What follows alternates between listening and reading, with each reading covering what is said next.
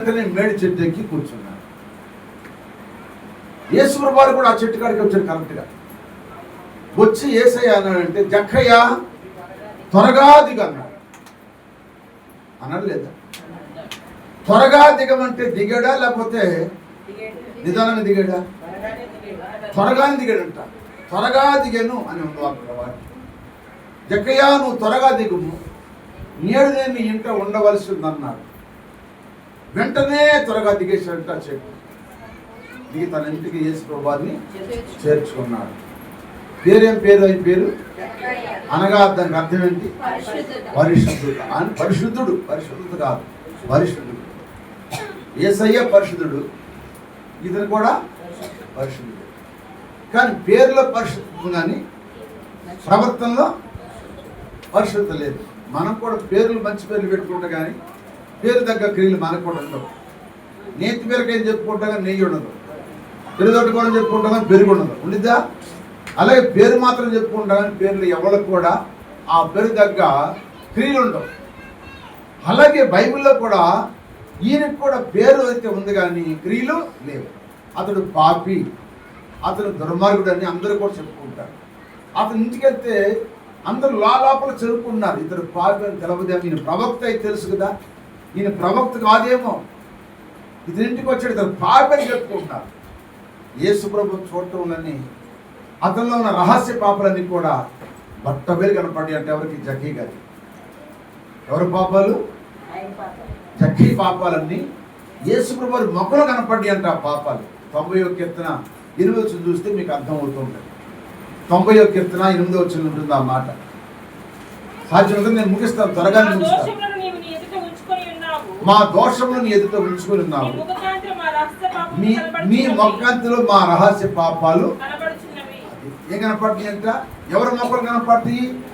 ఇప్పుడు అద్దంలో మన మొక్క కనపడదా లేకపోతే గోడ మీద కనపడదు? మాకు అద్దం కనపడదు. యేసయ్య కూడా ఎవరంటే అద్దంలో కనపడదు. ఆయన అద్దం అనే మొక్కలు అంట మనం చేసే పాపాలన్నీ కనపడతాయి అంట. ఎవరికి? ఒక దినం మనకే కనపడతాయి. మనం చేసిన పాపాలు మనమే ఒప్పుకుంటాం దేవుని దగ్గర. మనకు సపోర్ట్ చేయకూడదు, చెప్పే పని ఉండదు అనమాట. మనమే ఒప్పుకోవాల్సి వచ్చింది. అందుకే ఎప్పుడైతే యేసయ్య మొక్కలు చూశాడో ఇతను రహస్య పాపాలను కనపడతానికి అన్నాడు, ప్రభువా నేను ఎవరి దగ్గర అన్యాయంగా సొమ్ము తీసుకున్నా అతను నేను 4 వంతులు ఇచ్చేస్తాను, నా ఆస్తులు సగం పేదలకి ఇచ్చేస్తాను. ఎప్పుడైతే అతని క్రియ, అతని పద్ధతి, అతని మనసు ఎప్పుడైతే మార్చుకున్నాడో యేసయ్య అంటున్నాడు, ఇతడును అబ్రహాము కుమారుడు అన్నాడు. అంటే అబ్రహాం ఎవరంటే పరిశుద్ధుడు. అబ్రహాం కూడా విశ్వాసులకు తండ్రి కనుక అబ్రహాము కుమారుడు అని చెప్పాడు. కనుక అందుకని ఈ జక్కని ఏ చెట్టు దిగిరమ్మన్నాడు? మేడి చెట్టు దిగిరమ్మన్నాడు. మేడి చెట్టు దిగిరమ్మనగానే త్వరగా దిగను, త్వరగా దిగను. ఎందుకు దిగడంటే ఆ చెట్టు ప్రమాదకరమైనది. మేడి చెట్టు ప్రమాదకరమైనది. దాని విషయాలు ఇప్పుడు మీకు జ్ఞాపకం చేస్తాను. ఎందుకంటే చెట్టు మనిషికి పోల్చాడు, మనిషిని చెట్టుకు పోల్చాడు. కొంతమంది అంటారు కదా, వీడు చెట్టు వెళ్ళి బెదిగాడు అంటారు. అనరా? కొంతమంది మాట వరుసగా అంటారు. కొంతమంది అంటారు వీడు చెట్టు వెళ్ళి బెదిగాడు కానీ ఫలితం లేదంటారు, ఫలాలు లేవంటారు. అనరా? చెట్టు పెరిగిన చెట్టు ఫలాలు ఉండాలి. చెట్టు ఫలాలు లేకపోతే ఆ చెట్టుని పనికిరాని చెట్టుగా చూస్తారు. ఫలాలు ఉండాలి. కనుక అందుకని ఈ చెట్టు పోల్చడానికి ఈ చెట్టులో ప్రమాదం ఏంటంటే మొట్టమొదటి ఇది నేలను పాడు చేసేదంటే ఈ చెట్టు మొట్టమొదటి పాయింట్ ఏంటంటే ఈ మేడి చెట్టు అంటే నేలను పాడు చేసేదంట. ఈ చెట్టుకు ఇంకో పేరు ఉంది, ఆ పేరు ఇప్పుడు చెబుతాను. స్తోత్రం చెప్పండి, హల్లెలూయా. చూద్దాం ఇప్పుడు లోకాసు వార్త 17వ అధ్యాయం 3వ వచనం 6వ వచనం చదవండి. లోకాసు వార్త 17వ వచనం 3 నుంచి 6 వరకు చదవండి. మీ విషయమై మీరు జాగ్రత్తగా ఉండుడి. మీ సహోదరుడు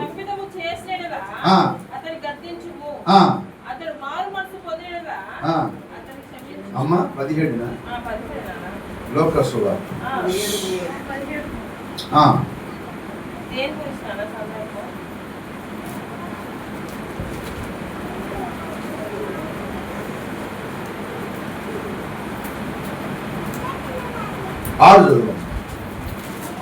ప్రభువు మీరు అది ప్రభువు ఇంత విశ్వాసం గలవారైతే ఈ కంబళ చెట్టును చూసి చెప్పినప్పుడు అది మీకు లోబడను. ఏ చెట్టు అంటే ఇది? ఈ కంబళ చెట్టు అనే మాటకు అర్థం ఏంటంటే మేడి చెట్టును అర్థం అన్నమాట. మేడి చెట్టుకు రెండో పేరు ఏంటంటే కంబళి చెట్టు. అంటే కంబళ చెట్టు అనే మాటకి ఇంకా దానికి ఏముందంటే అడవి అంజూరపు చెట్టు కూడా నీకు పేరు ఉందండి. ఈ మేడి చెట్టు ఇదంట మీకు విశ్వాసం ఉంటే ఈ చెట్టు అంట వేళతో కూడా ఏంటంట వేళతో కూడా పెళ్ళగించబడి సముద్రం నాటబడము అంటే అది పడిపోయింది అన్నాడు యేసయ్య. ఎవరితో చెప్తున్నాడు? తన శిష్యుతో చెప్తున్నాడు. అంటే దీని వేలు కూడా మంచిది కాదు. ఈ చెట్టు అంట భూమిలో నాటబడిన తర్వాత ఈ చెట్లు ఎక్కడ ఉందంటే చరిత్ర చెప్తున్న మాట యెరూషలేములోను ఐగుప్తులో పెరుగుతాయి అంటే ఈ చెట్లు ఎక్కువగా ఇంకెక్కడ పెరగమంట చెట్లు. ఐగుప్తులోను యెరూషలేములో పెరుగుతాయి ఈ చెట్లు. ఈ చెట్ల పేరు మేడి చెట్టు. ఈ చెట్టుకు రెండో పేరు ఏంటంటే కంబళ చెట్టు. ఇదేంటంటే ఈ చెట్టు మొలిసిన చోట తన వేరు ఎంతవరకు పాకిద్దో అంతవరకు కూడా ఏ మొక్క మొలదంటే ఏ మొక్క కూడా మొలదు. ఎందుకంటే ఆ చెట్టు వేర్లు పెట్టంట భూమి అంట ఏమైపోయిందంట నిస్సారం అయిపోయింది అంటే సారం లేకపోయింది అన్నమాట. అందుకని నేలను పాడు చేసే చెట్టు అన్నమాట. ఏ చెట్టు అది చెప్పండి? నేలను పాడు చేసే చెట్టు. ఈనాడు చాలా మంది చెట్లా పెరుగుతారు కానీ ఆ చెట్లా పెరిగిన వారిలో పాడు చేసే గుణాలు ఉంటాయి కానీ బాగు చేసే గుణాలు ఉండవు. పాడు చేసే మనస్తత్వం ఉంది కొంతమంది.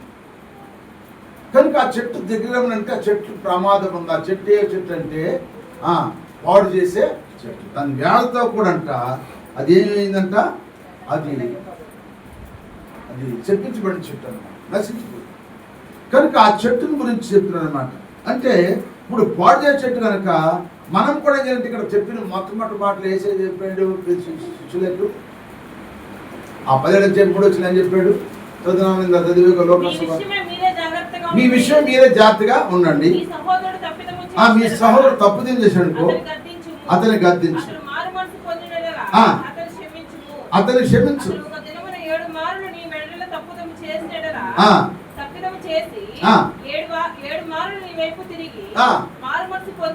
మారు మనసు పొందుతుని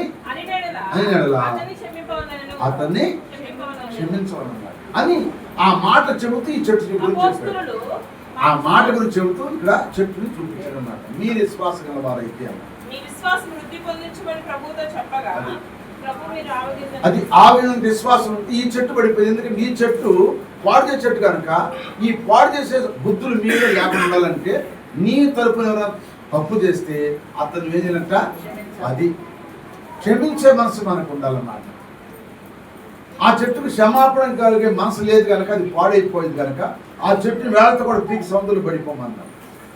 కనుక మీరు ఒకరొకరు ఏం చేయాలంట క్షమించుకునే మనసు ఉండాలి. సొంత చెప్పండి ఏముండాలి? మనకి క్షమించుకునే మనసు ఉండాలి. ఆ క్షమించుకునే మనసు లేకపోతే ఇక అది కుటుంబంలో భార్య భర్తలైనా సరే, అన్నదమ్ములైనా సరే, అక్కజల్లు అయినా సరే, అత్తాకోడలైనా సరే ఏమవుతారంటే క్షమించడం లేకపోతే పెద్ద గొడవలు. మనం ధైర్యం చెబుతున్నాం. 20 రూపాయల కాతి మీద రాసిందంటే 20 రూపాయల కాతి మీద ఏమని దేవుడా మత్తను చంపేయని రాసి కాను పెట్టలేసిందంట. 20 రూపాయల కాతి ఏమి రాసింది? మత్తని చంపే ప్రభు అని 20 రూపాయలు అడ్వాన్స్ అనమాట దేవుడు. ఇప్పుడు మనుషులు చంపేవాళ్ళు లక్షలు ఇస్తారు కదా, వాళ్ళ మనుషులు చంపేయమంటే 1 లక్ష 2 లక్షలు 10 లక్షలు అడుగుతారు. ఏం తెలియగలదు ఏం చేసిందంట? ఏం రాసింది? మత్తను చంపమని 20 రూపాయల కాదు మీద రాసి ఆడబెట్టింది కాను పెట్టలేదు. ఈ కాను పెట్టలు ఎవరు చూశారు? ఎవరు చూస్తారు? పాస్గారి గారు చూసేది. చూసి అయితే దాని మీద అర్థం చంపడానికంటే 20 రూపాయలు కాదు అంటే దేవుడికి నువ్వు చంపితే 20 రూపాయలు ఇస్తాను అర్థం అన్నమాట. 20 రూపాయలు ఇస్తున్నాను చంపేయమని ఆమె తేలికైపోయాడు మన దేవురాలు. ఆమె పేరు రాయాలి అసలు. అది ఆచరణ చాలా మంది చెప్పుకుంటున్నారు అప్పుడు ఆ విషయాన్ని. కానుపెట్టులో 20 రూపాయలు కదా అతను చంపమని, ఈ కోళ్ళ కూడా చంపమని ఆమె కూడా రాసింది రేపు ఇంకో రోజు. కానుపెట్టులో కూడా దేవుణ్ణి అడ్డం పెట్టుకుంటున్నారు జనం. క్షమించే మనసు లేదు. వాక్యాలు ఉంటున్నారు కానీ క్షమించే మనసు లేదు. ఈనాడు కూడా లేదు. అందుకే ఇప్పుడు పెరిగిపోతుంది అంతగా, పాపం పెరిగిపోతుంది. క్షమించే మనసు లేదు. మందిరానికి వచ్చినా కూడా క్షమించే మనసు లేదు. మనందరం సహోదరులే కదా, మనందరం అసలు వస్తాము, వందనం చెప్పుకుంటాము, వెళ్తా వందనం చెప్పుకుంటాం, సెకండ్ ఇస్తాం మనం, సెకండ్ కూడా వీళ్ళేమో వందలు కూడా చెప్పలేదు. హల్లెలూయా. కనుక ప్రియమైన దేవుని బిడ్డలారా, మంచిది. కనుక క్షమించే మనసు ఉండాలి. ఈ చెట్టుకి ఏమైందంట, క్షమించే మనసు లేదు కనుక తన ఏళ్లతో కూడా ఎందుకు పీకాలంటే ఆ నేల పాడైపోతుంది కనుక దాని పక్కన ఇంకో చెట్టు మాత్రానికి వీలే లేదు. అట్లాగే ఒకళ్ళ దగ్గర రెండో మనిషి ఉండటానికి వీల్లేదు, రెండో మనిషి ఉండటం లేదు. ఆయన ఆక్రమించుకోవాలని అదంతా వాళ్ళే ఆక్రమించుకోవాలి, వాళ్ళే పొడులు అనుకుంటారు. అది మొట్టమొదటి అనుభవం ఏంటంటే ఈ చెట్టుకున్న ప్రమాదం అయింది ఏంటంటే క్షమించే మన చెట్టుకి లేదు. అందుకే జ్ఞానం పాడేసి కనుక మీరు క్షమించుకోండి, నా మాటలు జాగ్రత్తగాని మీరు క్షమించుకుని మీకు విశ్వాసం వృద్ధి చేయమంటున్నావు కదా, ఇదిగో ఆవినంత విశ్వాసం మీకుంటే ఈ కమ్మల చెట్టు వెళ్ళి ఏళ్ళతో కూడా బయటపడిపోవాలి. సోదరులు చెప్పండి. అంటే ఈ చెట్టు క్షమించే చెట్టు కాదు కనుక ఇది ఏళ్ళతో కూడా పీకబడాలి.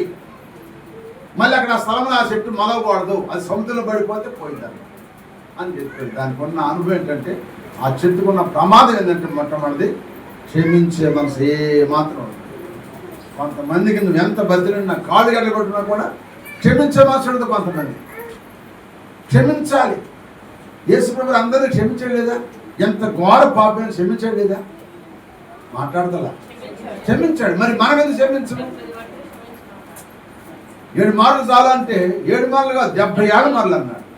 అంటే 70 కాదు 77 అంటే బతినంత కాలం క్షమించమన్నాడు. క్షమాపణ కూడా లేకపోతే అన్ని రకాల కొట్టి, అన్ని రకాల తిట్టి, అన్ని మొక్కలు ఉమ్మూసి, పిడిగుద్దులు గుద్ది, ఆయన మీద కాండ్రి చూసి, అమ్మ తల మీద ముళ్ళకడ్డం ధరింపజేసి ఆ రకంగా ముద్దలాగా మాంస ముద్దలాగా కొట్టి కొడాలతో సిలివేస్తే కూడా సిలువ మీద ఏం పలుకుతున్నాడు, తండ్రి మీరు ఏం చేస్తున్నారు మీరు? అది ఆ క్షమించే మనసు ఎవరు కూడా క్రైస్తవుడికి ఉండాలి. సోదరులు చెప్పండి. క్రైస్తవుడు క్షమించే మనసు లేకుండా మనం ఎంత వాక్యం విన్నా, మనం ఎంత ప్రార్థన చేసినా క్షమాపణ లేనప్పుడు దేవుడు కూడా మనల్ని క్షమించడు. మనం ఒక వ్యక్తిని క్షమిస్తే దేవుడు మనల్ని కూడా క్షమించును గాక. పాపాత్రులు పాపం చేసి వచ్చింది, వాళ్ళకి క్షమాపణ లేదు. బాధ కూడా నువ్వేమంటావు? మోషే ధర్మశాస్త్రం అయితే ఏమో రాళ్ళు కొట్టి చంపాలి, కానీ ఇప్పుడు మీరేమంటారంటే ఆయన ఏమన్నాడు, మీలో పాపం లేకపోతే రాయేమని రాస్తే వాళ్ళందరూ పాపాలు కనపడతాయి. అందుకని ఏం సార్ చెప్పండి, ఆ పాపాలు ఉండి కనుక మనం రాయేస్తే మళ్ళీ మన బిడ్డ మీదకి వస్తే పాపం అని చెప్పి రాళ్ళు వెళ్ళిపెట్టి వెళ్ళిపోయాడు. అప్పుడు అమ్మ నేను ఎవరు శిక్షించలేదా? లేదు నాయన, నేను కూడా శిక్షించను, కానీ పాపం అది క్షమించే మనసు ఉండాలి. ఈ మేడు చెట్టులో ఉన్న మొట్టమొదటి ఏంటంటే ఇది క్షమించే మనసు లేదు, కానీ తను బాగా బతకాలని అక్కడున్న స్థలం అంతా కూడా ఆక్రమించుకుని ఇంకో చెట్టును పెరగనీయకుండా, ఇంకో చెట్టు మొలనీయకుండా తాను స్వార్థంగా ఉపయోగించుకునే చెట్టు అన్నమాట. ఈ చెట్టు స్వభావం ఉండకూడదు కనుక జక్కయ్య త్వరగా దిగు అన్నాడు. ఇది అర్థమవుతున్నాడు? ఒకసారి చూసాను చెప్పండి. అర్థమైంది కదా? మొట్టమొదటి పాయింట్ అంటే ఇప్పుడు ఆ చెట్టుకున్న ప్రమాదం ఏంటి? క్షమించే మన దానికి లేదు. ఇప్పుడు మనం ఏం చేద్దాము? మనం క్షమిద్దామా? మనం కూడా అట్టాగా ఉందామా?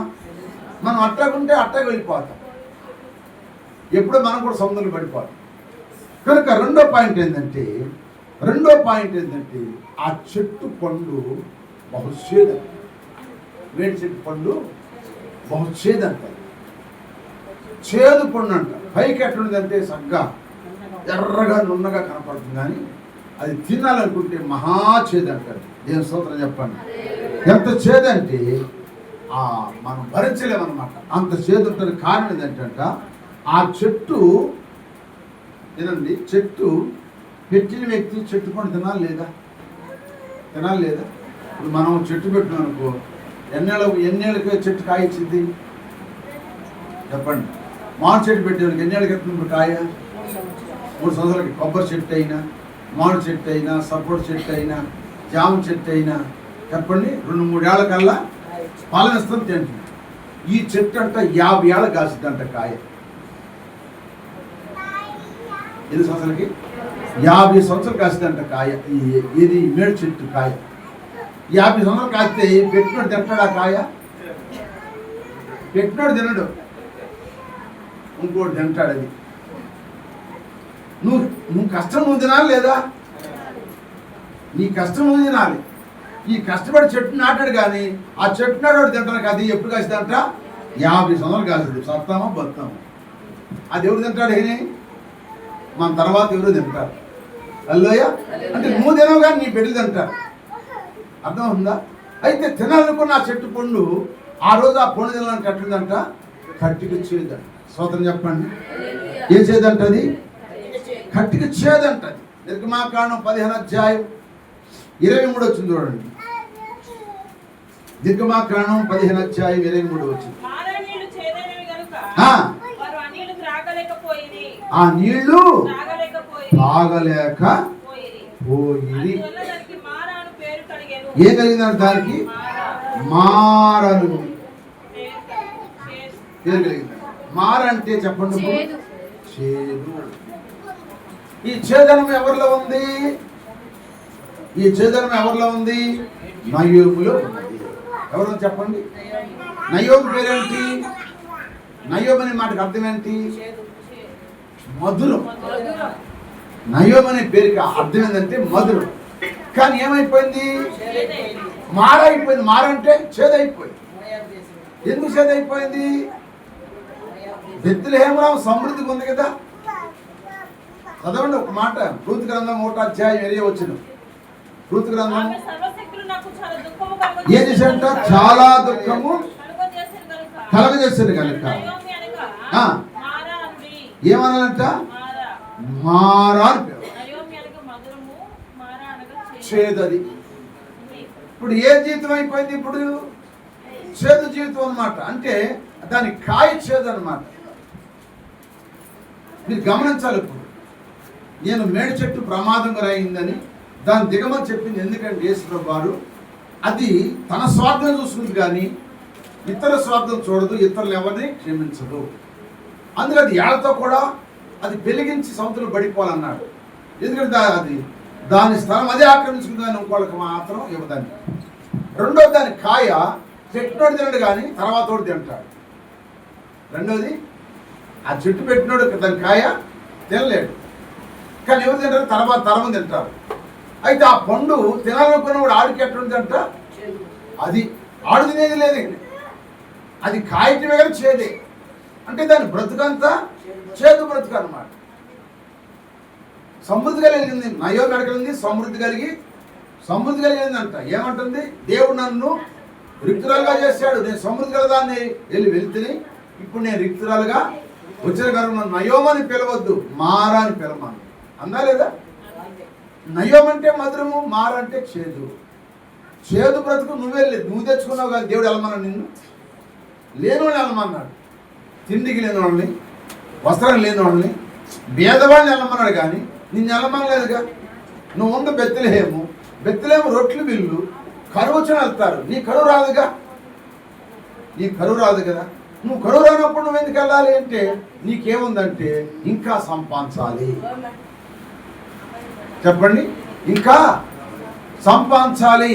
అసలు నా వైపు చోట్ల మీ తలకాయలన్నీ కూడా కిందకో పక్కో సొత్తనే కానీ పులిపేట వైపు చోట్లేదు మీ తలకాయ. లేకపోతే మీకు తెలుసు అన్నట్టుగా ఉండాలా, లేకపోతే ఈ వాక్యం మీకు నచ్చలేదో నాకు అర్థం కాలేదు. పరిశుద్ధాత్మ దేవుడు మాట్లాడుతున్నాడు. పరిశుద్ధాత్మ మాటలు మీరు శ్రద్ధగా విని దాన్ని బట్టి గ్రహించండి. హల్లెలూయా. కనుక ఈ చెట్టు చేదైపోయింది. నయోమి చేదుగా మాటలకు కారణం ఏంటంటే అన్ని ఉండి కూడా ఇంకా సంపాదించాలి అన్న భావం తెలియదు. ఏం పోగొట్టుకుంది? భర్తను పోగొట్టుకుంది, బిడ్డలే పోగొట్టుకుంది. ఏమైపోయింది? ఇప్పుడు రిక్తురాలుగా వచ్చింది. ఇది చేదు జీవితం. మేడి చెట్టులో ఉన్న అనుభవం ఏంటంటే ఓటి దానికి క్షమించే మనసు లేదు. రెండవది అది చేదనం అంటే చెప్పిన మాట ఎన్నే ఎందు, దాని మాటే మాట, చెప్పిన మాట ఎందు. అందుకే భక్తుడు రాశాడు అగ్నియే నాలుక, అది మరణకరమైన విషయంతో నిండి ఉందని చెప్పాడు. శ్రోత చెప్పండి. అగ్నియే నాలుక నా శరీరమున మరణకరమగు విషము నిండినది. అగ్నియే నాలుక నా శరీరమున మరణకరమగు విషము నిండినది. చేదు మాటల నాదు నోటిని, చేదు మాటల నాదు నోటిని జీవధారల ఊటగా చేయుము, జీవధారల ఊటగా చేయుము. నిన్ను చూడ కనులేయునా దేవా, నిన్ను పాట స్వరమేయునా. నిన్ను చూడ కనులేయునా దేవా, నిన్ను పాట స్వరమేయునా. హల్లెలూయా. మా నాన్న పెట్టాడు ఈ చెట్టు, మా నాన్న తినలేదు కానీ నాకు దొరికిందని ఆ కొడుకు తినబోదుప్పుడు కాకు పండు ఎట్టుందంట. అరే ఈ చెట్టు ఇంత చేదా ఎందుకు పెట్టాడు మా బాబు అని బాబుని తిట్టేవాడు. అంతే మరి, అంతేగా. ఇలాంటి చెట్టు ఎందుకు పెట్టాడు? పనికిరాని చెట్టు, కాయలు కాసినా పనికొచ్చే కాయలు కాదు. మనం కూడా దోసకాయ వచ్చి చేదైతే కూర వండుతావా అమ్మ, వండుతావా? చేదైపోదు అంతే. చేదు బీరకాయలు అంతే, చేదు బీరకాయలు, చేదు దోసకాయలు, చేదు దొండకాయలు ఉంటాయి. అవి వండుకుంటాం, మనం పారేస్తాం. అలాగే పనికిరాంది చేదు మాటలు, బాధ పెట్టే మాటలు, కత్తిపోటు లాంటి మాటలు, కదిలించే పొడిచే మాటలు, ఇతరులను బాధ పెట్టే మాటలు. అందుకే ఈ చెట్టు రెండవది ఏంటంటే దీని పండు చేదైంది. మూడో మాట మీకు జ్ఞాపకం చేస్తాను. మూడో మాట ఏంటంటే మేడి పండు ఎట్లుంది చెప్పండి? ఎట్లుంది? బాగా ఎర్రగా ఉంటుంది కదా, దాన్ని లోపల ఏముంటాయి అంట? పురుగులు ఉంటాయి. పై తోలు కొరుకుతాడు, అచ్చేదైపోయి లోపల చూస్తే అది ఏమైందంట? పురుగులు ఉంటాయి. ఎందుకంటే ఆ చెట్టు కాయ పిందబడిన కాడించంట, ఆ చెట్టుకు ఒక ఈగ ఉంటుందంట. ఆ ఈగ పేరు ఏంటంటే మేడి ఈగ అంట. మేడి ఈగంట ఆ కాయలకు వెళ్ళిపోయి అక్కడ గుడ్లు పెట్టిందంట. అది ఏం పెట్టింది? నాయక తొట్టులో మీరు ఏం పెట్టింది? మేడి ఈగ అనమాట. ఆ ఈగ పేరేంటి? మేడి ఈగ. అది మేడి చెట్టుకే ఉపయోగపడింది. ఆ చెట్టు కాయలు దొరబడి అది ఏం లోపల గుడ్లు పెట్టింది. అది గుడ్లు పెట్టి చెట్టు కాయ పెరిగి ఎర్రగా నున్నగా బాగా తయారైనప్పుడు కంట దానిలో ఆ గుడ్లు పగిలి పురుగులు అవుతుంది. అందుకే మేడి పండు చూడు, మేలిమయుండు, పట్టవిప్పి చూడు, పురుగులుండు విశ్వదాభిరామ అది పాట పెట్టింది. ఎందుకే? వాస్తవే. అది పైకి మేడి పండులాగా ఉంటుంది కానీ దాన్ని పొట్ట చూస్తే చెప్పాలి ఏమని అంట? అన్ని పురుగులు. అంటే దాన్ని బతికెట్టాడంటే మూడవది వేషధారణ బ్రతుకు. ఏ బతుకు చెప్పండి? అర్థమవుతుంది మీకు? ఈ చెట్టు ప్రమాదకరమైనది. ఇది వేషధారణ బ్రతుకు అన్నమాట. పైకి వేసుకుంటే అట్లుంటే చెప్పండి. ఇప్పుడు ముసలాళ్ళు రంగు వేసుకుంటే కుర్రలు అయిపోవట్లేదా? అవుతున్నారా? అవట్లేదా?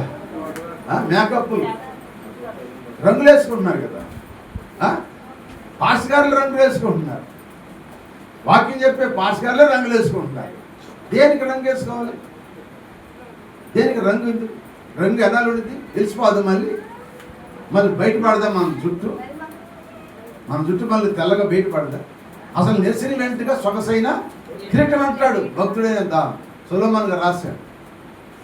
కనుక రంగులు ఇప్పుడు వేషధాన బ్రతుకు. నేను మొన్న విన్నాను, జెరెమీయా గారు ఎవరు చెప్పారు వాక్యంలో, ప్రార్థనకి వెళ్తుంట మంచి విశ్వాసం పాస్టర్ గారి దగ్గరికి వెళ్తుంది. వాళ్ళ భర్త ఊరికి వెళ్ళాడంట, క్యాంప్కి వెళ్ళాడంట. 3 రోజులు దాకా రాని చెప్పాడు. చెప్పిన తర్వాత పాస్టర్ గారు ఇంటికి పిలిచిందంట. అయ్యా మా ఇంటికి వచ్చేందుకు రాయి గారు అందంట. ఎందుకమ్మంటే పని ఉంది రాయ్యా, లేక బాధ చేసేందుకు రా అన్నాడు. పొద్దు మాట వెళ్ళాడు, సాయంత్రం 8ంటికి వెళ్ళాడు. 8ంటికి వెళ్తే ఈ నా పడిని 8ంటికి వెళ్తా చెప్తుందంట, నా భర్త 3 రోజుల దాకా రాడు, నువ్వంటే నాకు ఇష్టం, నువ్వు నాతో కలవాలి అని అన్నారు. నువ్వు నాతో కలవాలంటే అమ్మా నేను తండ్రిని, నువ్వు బిడ్డవి. నేను ఆత్మీయ తండ్రిని, నువ్వు బిడ్డవి. నువ్వు బిడ్డవు కనుక ఈ ఘోర పాపం నేను చేయను అన్నాడు. చేయనంటే అందంట నువ్వు చేయకపోతే ఇప్పుడే జాగ్రత్త చించేసి సీర గూడబీకి అక్కడ పడేసి రోడ్డు మీద కాదు నుంచుని పలానా పాస్ కాదు ఇట్లా పాడు చేశాడని నేను కేకలేసి అరుచి చెబుతాను, అరుచి చెబుతాను అన్నాను. ఆ మాటకి భయమేసి ఆ రాత్రి ఆమెతో గడిపెడంతే సంగతులు అంట. మళ్ళీ తిరిగి ఇంటికి రాలేదు. 200 సంఘం విశ్వాసులు మందిరం, 200 సంఘం కలిగిన విశ్వాసులు కలిగిన మందిరం ఏమైపోయి హడ్రాసు జీవితాలు పాడైపోతాయి.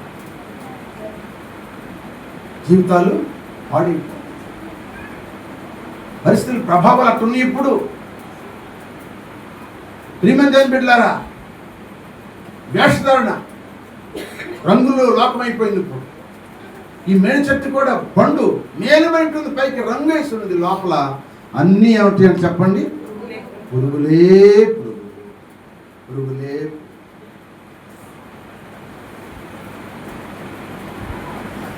వేషధారణ బ్రతుకు దేవుడికి ఇష్టమైంది. ఒక వేషను క్షమిస్తాను కానీ వేషధారణ క్షమించే దేవుడు మాత్రం కాదని క్షమించండి.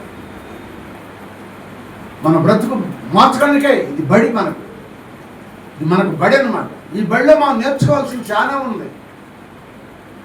నేర్చుకోవట్లా చాలా మంది వదిలిపెట్టి వెళ్ళిపోతున్నారు. ఇక్కడే కొంతమంది ఇక్కడే ఇంట్లో ఆ పక్కన పెట్టి ఏదో ఆలోచన వెళ్ళిపోతున్నారు. ఇంటి ఆలోచన, ఫంక్షన్ ఆలోచన, ఇంకో ఆలోచన వెళ్ళిపోతున్నారు. ఇక్కడ వాక్యం ఇంట్లో కొంతమంది ఉదయకాల సమయంలో దేవుడు మాట్లాడుతున్నాడు. ఎందుకు జక్కింది త్వరగా దిగమనంటే ఆ చెట్టు ప్రమాదకరమైనది. ఎటువంటిది? మొట్టమొదటిది క్షమించే గుణం లేదు, అది ఏళ్ళతో పీకేది అన్నాడు. రెండవది చేదని, మూడవది వేషధారణ బ్రతుకు. ఏ బ్రతుకంట? రంగులు లోపల. ఇలా వేషాలు వేసుకున్న ఎక్కువ విశ్వాసులు వేసుకుంటున్నారు, చేపలు కూడా వేసుకుంటున్నారు. రంగులు బ్రతుకు ఎవరికి కావాలమ్మా? రంగు ఎందుకు వేసుకోవాలి? నీ భార్యని దగ్గర ఉన్నప్పుడు నీకు రంగు ఎందుకు? నీ భర్తని దగ్గర ఉన్నప్పుడు నీకు రంగు ఎందుకు? నువ్వు రంగు వేసావంటే నీకేది వెనకాల ఏదో ఆశను మట్టికి వేసేది రంగు. ఎందుకే రంగు? దేవుడు క్షమించాడు.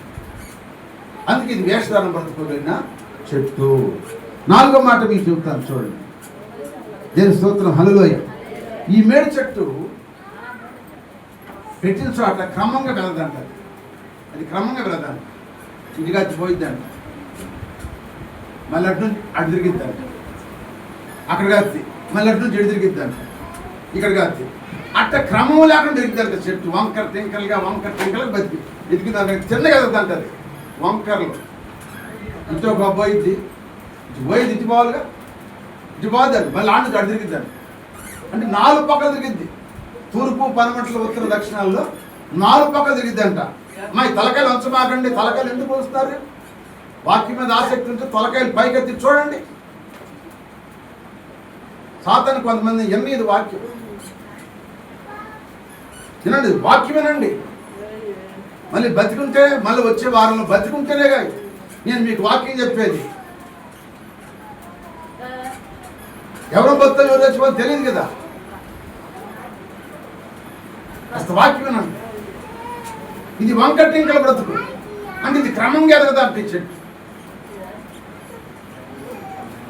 క్రమంగా ఉండాలి. చెట్టు అట్టు చెప్పండి. దావీదు అన్నాడు, కీర్తనలు ఏమన్నాడు? 80వ కీర్తన 82వ కీర్తనలో 10వ వచనంలో అంటాడు, నేను దేవుని మందిరంలో నేను పచ్చని. అంటే చెట్టు ఆడుంది. చెట్టు పెడితే ఎక్కడుంది చెట్టు? అక్కడే ఉంది చెట్టు. అది నరికిందాక అక్కడే ఉంది. అవునా కాదా? నరికిందాక చెట్టు ఆడే ఉండాలి, ఆ మందిరంలో ఉండాలి. ఇంకో మందిరం బాగుపడదు. నువ్వు చెట్టుగా నాటపడాలి మందిరంలో. అందుకే దావీదు నేను దేవుని మందిరంలో పచ్చని ఒలీవ చెట్టు వలె ఉన్నాను అన్నాడు. అంటే మనం అందరం మందిరం నాటబడి చెట్టులాగా ఉండాలి. మనం ఎప్పుడు దాకా? దేవుడు మనని నరికేసే వరకు కూడా ఇక్కడే ఉండాలి. సోదరు చెప్పండి. మరి ఈనాడు చాలా మంది ఈ చెట్లు ఒక చోట ఉండే చెట్లు కాదు, ఈ ఎదిగే చెట్లు కాదు, ఎడబడతారా పరిగెత్తే చెట్లు అనమాట. ఈ కుండీలో ఉండే చెట్లు, కుండీలో ఉండే చెట్టు ఉపయోగపడిందా? కుండీలో ఉంటే ఆ చెట్లు అంటే షో వర్క్ అనమాట. ఆ చెట్లు అర్థం ఉందా? షో వర్క్ చెట్లు ఇవాళ ఎక్కడ ఉండేది, రేపు ఇంకో చోట ఉంది. కొంచెం మనకు తెలుసు కదా, షో వర్క్ అంటే ఏంటంటే ఫంక్షన్కి ఆ చెట్లే పెడతారు, స్టేజ్ మీద రికార్డ్ డాన్స్కి అయ్యే పెడతారు, నాటకాలకి అయ్యే పెడతారు, పార్టీ నాయకులు పెట్టుకున్నా పెడతారు లేదా? ఈ చెట్లు కుండీలో ఉండే చెట్లు అన్నమాట. అన్ని చోట్ల ఉంటాయి, పార్టీల్లో ఉంటాయి, రికార్డ్ డాన్స్లో ఉంటాయి, హరికథలు బుర్రకథలో ఉంటాయి, అన్ని చోట్ల ఉంటాయి ఈ చెట్లు. చెట్టు ఉండాలి, అది నువ్వు పెట్టిన చోట ఉంటే నువ్వు ఎదుగుతావు, పెరుగుతావు. దేవుడు జరిగింది అక్కడ ఉంటావు కనుక నీకు ప్రతిఫలం ఉంటుంది కాక. నువ్వు ఎటుబడితే తిరుగుతుంటే క్రమం లేని చెట్టు అన్నమాట. ఇది క్రమం లేకుండా పెరిగింది కనుక ఈ చెట్టు పేరు తిరిగి 4 అనుపోయిందంటే క్రమం లేని చెట్టు. సోదరు చెప్పండి. అందుకే అంటాడు మత్తయి సువార్త, చూడండి ఒక మాట, మత్తయి సువార్త 7:22 చదవమ్మా. మత్తయి సువార్త 7:22. ఆ దినము అనేకులు నన్ను చూసి ప్రభువా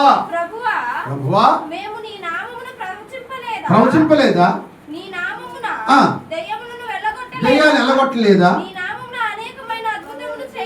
చేయలేదా అని చెప్పుదురు. అప్పుడు నేను మిమ్మల్ని ఎన్నడూను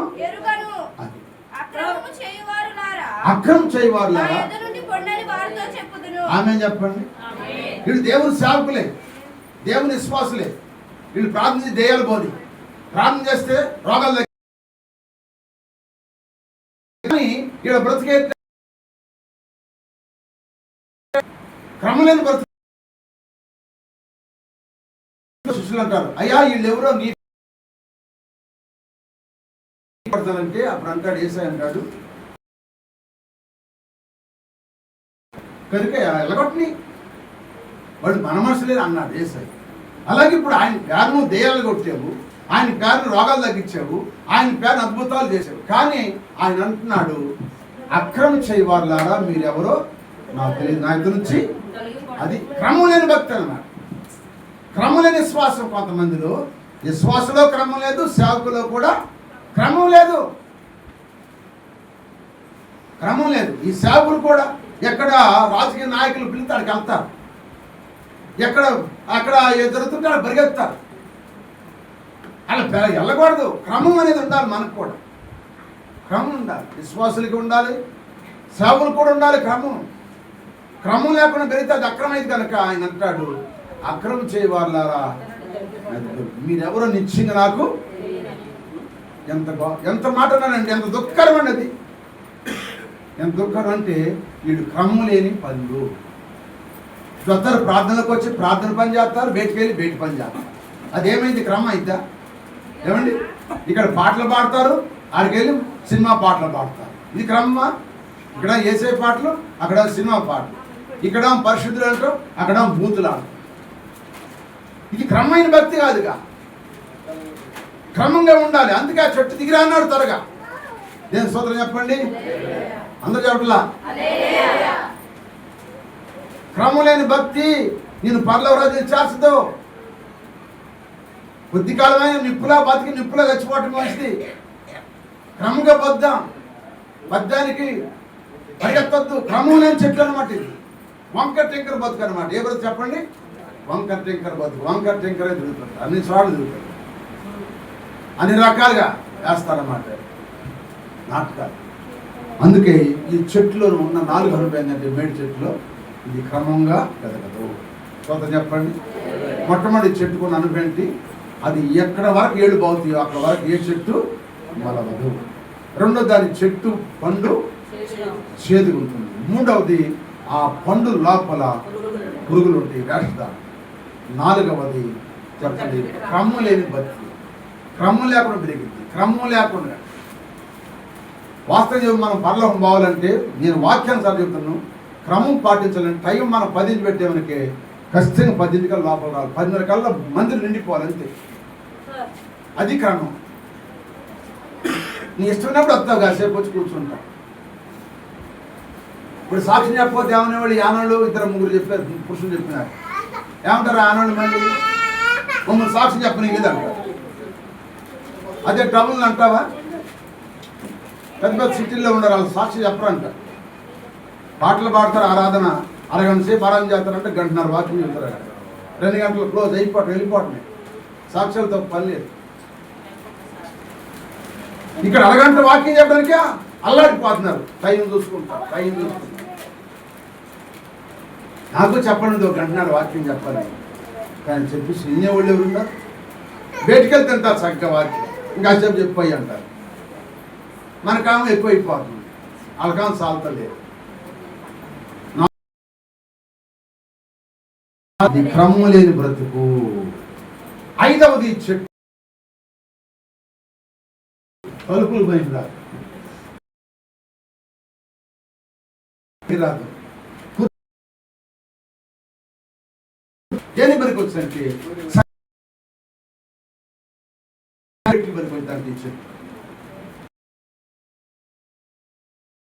శవాలు పెట్టి,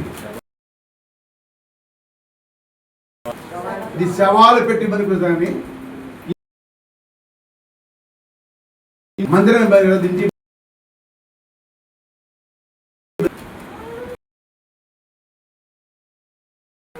అర్థమైన సోదరు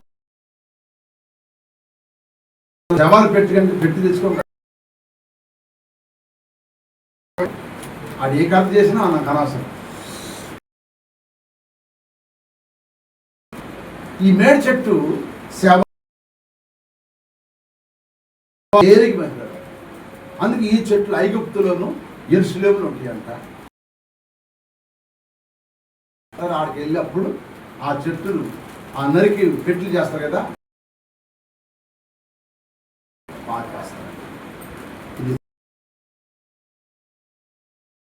ఇప్పుడు ఇది అంటే దీని జీవము అది 78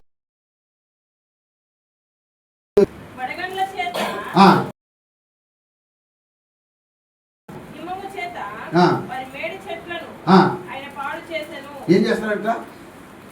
వడగండ్ల చేత ద్రాక్ష తీగలు పాడు చేస్తాడు. హిమం అంటే ఏంటి? హిమం అంటే మంచు. మంచు చేత అంట మేడి చెట్లు ఏమైపోతాయి అంట? అది పాడు చేస్తారు. అంటే పాడైపోయే చెట్టు అన్నమాట. అంటే ఈ చెట్టుకి ఏం లేదంటే కానీ జీవం లేని చెట్టు అన్నమాట. ఇది ఈ చెట్టు శవాలు పెడతానికి పనికి వస్తుంది, కానీ దేనికి పని రాదు. ఇది అర్థమైన సోదరు చెప్పండి. ఈ చెట్టు దేని పనికి వస్తుంది? చచ్చినాలు పెడతాను పనికి వస్తుంది, కానీ బతిమాలు పెడతాను పని రాదు. ఇది జీవం లేని చెట్టుగా మారిపోయింది. సోదరు చెప్పండి. అంటే చచ్చిన చెట్టే కానీ ఉపయోగపడే చెట్టు. ఇప్పుడు 5 రకాలు ఈ చెట్టులో ప్రమాదాలు ఎన్ని చెప్పండి? ఎన్ని? టైం అయిపోయింది, అరగంట ఎంతైంది? హల్లెలూయా. 12:30 అయిపోయింది, ముగిచేస్తున్నా. ఇప్పుడు ఈ చెట్టు ఏమైంది? ఎన్ని రకాలు ఉంది? 5 రకాలు. మొట్టమొదటిది ఆ చెట్టు చెప్పాలి, జ్ఞానం పాడే చెట్టు అంటే క్షమించే మనసు దానికి. రెండవది ఆ చెట్టు దాని పండు కాస్తే కానీ 50 ఏళ్ళు కాస్తే కానీ కాసినోడు తినడు, కానీ ఇంకోటి తింటాడు. తిందామన్నాడు కొరికే దొరక అది ఏమైపోద్ది? చేదు. మూడవది చెప్పాలి, అది వేషధారం. అంటే పురుగులు ఉంటాయి దాని పట్టులు ఏముంటాయి? పురుగులు ఉంటాయి కానీ మంచిగా ఉండవు, అంతే వేషధారం పట్టు. 4వది క్రమలేని పడదు. అది వంక టెక్కర పెరిగింది కనుక క్రమలేని పడదు. 5వది అది చెప్పాలి, శవాలు పెట్టి. అంటే సచ్చిన దానికే కానీ బ్రతికిన దానికి బతుకు. అందుకే ఒక కోళ్ళంట చచ్చిపో అంటుందాను కోళ్ళు అత్తని. నువ్వు చచ్చిపో, మా ఇద్దరి మధ్య నువ్వెందుకు చచ్చిపో అంటుందాను. అత్త అంటుందంట, అమ్మ ఒక మనవడో మారోలు పుట్టిన చచ్చిపోతానమ్మా, అప్పుడు దాకా ఉన్నాయి అమ్మ అన్నారు. సరే మనవడో పుట్టిన తర్వాత అందంట, మనవడు పుట్టాడుగా చచ్చిపో అందంట. చచ్చిపోమంటే అందంట, అమ్మ మనవడు చదువుకుంటే కట్టి ఆ బ్యాగ్ ఎత్తుకుని నీ ఏమంటే వెళ్ళి చూసేస్తానమ్మా. సర్లేని చదివించారు. అటు పెద్దోడు అయిపోయాడు. ఇప్పుడు పెద్దోడు అయిపోయాడు చచ్చిపోతుందంట. మళ్ళీ వాళ్ళు చచ్చిపోమంటే ఇప్పుడు ఏముంది? అమ్మ బెడి చూసి చచ్చిపోతాడు అన్న. ఏమంది అటు పెళ్లి చూసి చచ్చిపోతాను. సరే పెళ్లి చేసిందంట. పెళ్లి చేసినాక వారం అయిన తర్వాత చచ్చిపోతుందంట. చచ్చిపోమంటే అందట, అమ్మా ఇక నువ్వు నా దగ్గరికి వచ్చావు కదా, ఈ కోళ్ళ వచ్చింది కదా, నీ కోళ్ళ కూడా నేను చచ్చిపోమంటే అప్పుడు ఇద్దరు కలిసి చచ్చిపోతానమ్మా. అత్త ఒక ఇంటి కోళ్ళే కదా, అత్త ఒక ఇంటి కోళ్ళే కదా అంటే ఆ నోటి నుంచి ఏమవుతుంది పొద్దాక, నువ్వు సావు అంట. ఏమంది ఆఖరికి నిన్ను కూడా నిద్ది నన్నయ్య మాటలు నీ కోళ్ళు ఉంటుంది కదా, నీ కోళ్ళ కూడా నిన్ను అప్పుడు అన్నట్టు అత్తయ్య క్షమించాను.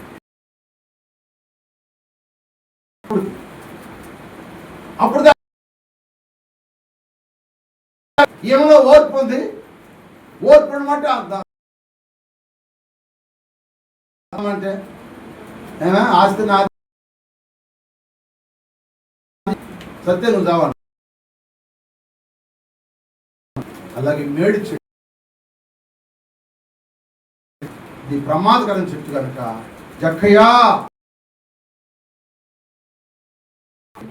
జక్కీ కూడా మేడి చెట్టు లాంటి ఎప్పుడైతే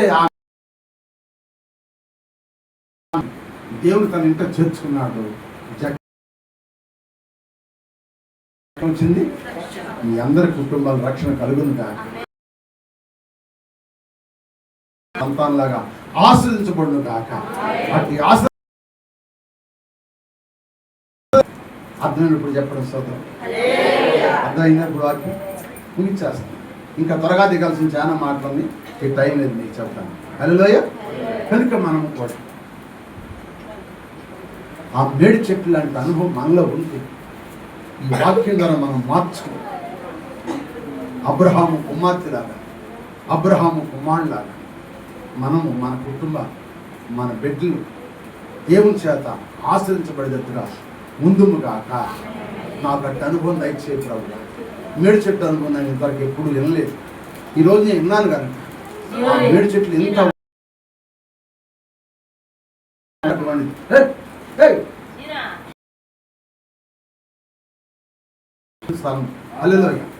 కనుక ప్రభు